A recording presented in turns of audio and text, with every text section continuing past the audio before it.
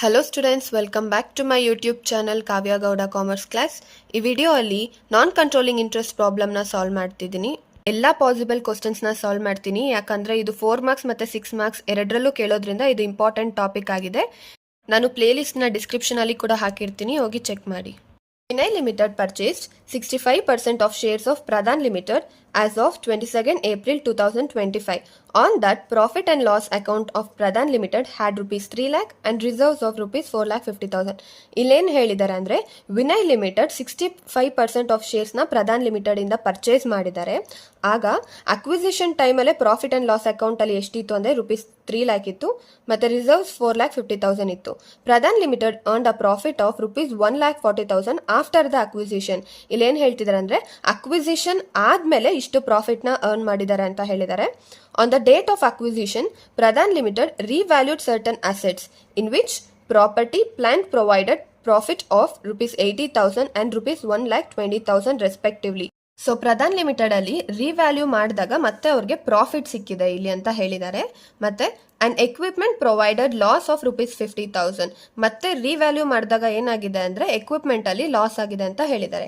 The equity share capital of Pradhan limited was 70,000 shares of rupees 10 each. We have to calculate non controlling interest as per Ind AS 103. ನಾವು ಮೊದಲಿಗೆ holding ರೇಷಿಯೋನ calculate ಮಾಡಬೇಕಾಗುತ್ತೆ. Solution ಮಾಡೋದಕ್ಕಿಂತ ಮುಂಚೆ holding ರೇಷಿಯೋನ calculate ಮಾಡೋದು ಹೆಂಗಂದ್ರೆ, ವಿನಯ್ ಲಿಮಿಟೆಡ್ ಎಷ್ಟು ಪರ್ಚೇಸ್ ಮಾಡಿದ್ದಾರೆ ಅಂದರೆ 65% ಶೇರ್ಸ್ನ ಪರ್ಚೇಸ್ ಮಾಡಿದ್ದಾರೆ. ಪ್ರಧಾನ್ ಲಿಮಿಟೆಡ್ ಅಲ್ಲಿ ಪೆಂಡಿಂಗ್ ಎಷ್ಟಿದೆ 35%, ಅಂದರೆ 100 - 65 ಮಾಡಿದ್ರೆ ನಮಗೆ 35% ಸಿಗುತ್ತೆ. ಸೊಲ್ಯೂಷನ್ ಮಾಡಬೇಕಂದ್ರೆ ಈ ಫಾರ್ಮ್ಯಾಟ್ನ ಯೂಸ್ ಮಾಡಬೇಕಾಗುತ್ತೆ. ಮೊದಲಿಗೆ share capital hold by Pradhan limited ತಗೊಳ್ಬೇಕಾಗುತ್ತೆ. ಅದಾದಮೇಲೆ ಪ್ರೀ ಅಕ್ವಿಸಿಷನ್ ಪ್ರಾಫಿಟ್ನ ಆ್ಯಡ್ ಮಾಡಬೇಕಾಗುತ್ತೆ, ಪೋಸ್ಟ್ ಅಕ್ವಿಸಿಷನ್ ಪ್ರಾಫಿಟ್ನ ಆ್ಯಡ್ ಮಾಡಬೇಕಾಗುತ್ತೆ, ಮತ್ತು ಏನಾದರೂ ಫೇರ್ ವ್ಯಾಲ್ಯೂ ಅಲ್ಲಿ ಸರ್ಪ್ಲಸ್ ಆಗಿದ್ರೆ, ಪ್ರಾಫಿಟ್ ಬಂದಿದ್ರೆ ಅದನ್ನು ಕೂಡ ಆ್ಯಡ್ ಮಾಡಬೇಕಾಗುತ್ತೆ. ಮತ್ತು ಲಾಸ್ ಏನಾದರೂ ಆಗಿದ್ರೆ ಅಂದರೆ ಡೆಫಿಸಿಟ್ ಏನಾದರೂ ಆಗಿದ್ರೆ ಅದನ್ನು ಮೈನಸ್ ಮಾಡಬೇಕಾಗುತ್ತೆ. First share capital hold by Pradhan limited ಎಷ್ಟು ಶೇರ್ಸ್ನ ಹೋಲ್ಡ್ ಮಾಡಿದ್ದಾರೆ ಅಂದರೆ 70,000 ಶೇರ್ಸ್ ಆಫ್ rupees 10 ಈಚ್ ಅಂತ ಕೊಟ್ಟಿದ್ದಾರೆ. ಅಂದರೆ 70,000 ಶೇರ್ಸ್ rupees 10 ಹಾಗೆ ಫೇಸ್ ವ್ಯಾಲ್ಯೂ ಆಗಿ ಇದ್ದಾಗ 7 lakhs ಇಲ್ಲಿ ಶೇರ್ ಕ್ಯಾಪಿಟಲ್ ಇದೆ ಅವ್ರ ಹತ್ರ.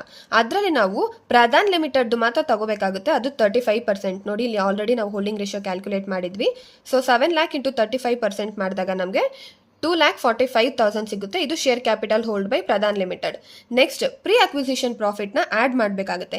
ಪ್ರೀ ಅಕ್ವಿಸಿಷನ್ ಪ್ರಾಫಿಟ್ನ ಆಲ್ರೆಡಿ ಕ್ವಶನ್ ಅಲ್ಲಿ ಮೊದಲೇ ಹೇಳಿದ್ರು. ರಿಸರ್ವ್ಸ್ ಇದೆ ಮತ್ತು ಪ್ರಾಫಿಟ್ ಆ್ಯಂಡ್ ಲಾಸ್ ಅಕೌಂಟ್ ಇದೆ. ಅದೆಷ್ಟಂದರೆ 3 lakh ಮತ್ತು 4,50,000. ಸೊ ಅದನ್ನು ಕೂಡ ಜನರಲ್ ರಿಸರ್ವ್ನ 4,50,000 ಇಂಟು 35% ಮಾಡ್ಕೋಬೇಕಾಗುತ್ತೆ. ಆಗ 1,57,500 ಸಿಗುತ್ತೆ. Profit and loss account 3 lakh ಇತ್ತು ಕ್ವಶನ್ ಅಲ್ಲಿ. ಸೊ ಇಂಟು 35% ಮಾಡಿದಾಗ 1,05,000 ಸಿಗುತ್ತೆ. ಸೊ ಪ್ರೀ ಅಕ್ವಿಸಿಷನ್ ಪ್ರಾಫಿಟ್ ನಮಗೆ ಎಷ್ಟು ಸಿಗುತ್ತೆ ಅಂದರೆ 2,62,500 ಸಿಗುತ್ತೆ. ನೆಕ್ಸ್ಟ್ ನಾವು ಪೋಸ್ಟ್ ಅಕ್ವಿಸಿಷನ್ ಪ್ರಾಫಿಟ್ ನ ಆಡ್ ಮಾಡ್ಕೋಬೇಕಾಗುತ್ತೆ. ಕ್ವಶನ್ ಅಲ್ಲಿ ಕ್ಲಿಯರ್ ಆಗಿ ಮೆನ್ಷನ್ ಮಾಡಿದ್ದಾರೆ ಆಫ್ಟರ್ ದ ಅಕ್ವಿಸಿಷನ್ ಅಂತ. ಸೊ ಇದು ಪೋಸ್ಟ್ ಅಕ್ವಿಸಿಷನ್ ಪ್ರಾಫಿಟ್ಗೆ ಬರುತ್ತೆ. ಈ 1,40,000 ಈ 1,40,000 ನ ಇಂಟು 35% ಮಾಡಿದ್ರೆ ನಮಗೆ 49,000 ಪೋಸ್ಟ್ ಅಕ್ವಿಸಿಷನ್ ಪ್ರಾಫಿಟ್ ಸಿಗುತ್ತೆ. Next surplus on fair value of asset.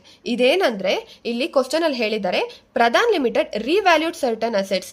Revalue ಮತ್ತೆ ಮಾಡಿದಾಗ ಪ್ರಾಫಿಟ್ ಸಿಕ್ಕಿದೆ, ಸೊ ಅದನ್ನ ನಾವು ಸರ್ಪ್ಲಸ್ ಅಂತ ಹೇಳ್ತೀವಿ.